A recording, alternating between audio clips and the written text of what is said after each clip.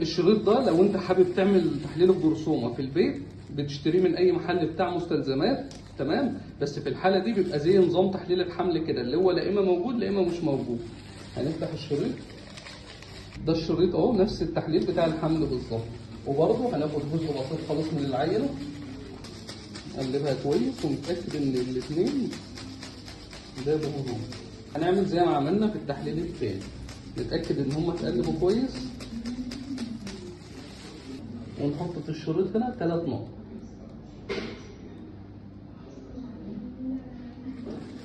نصبر عليه 5 دقايق ونشوف النتيجة.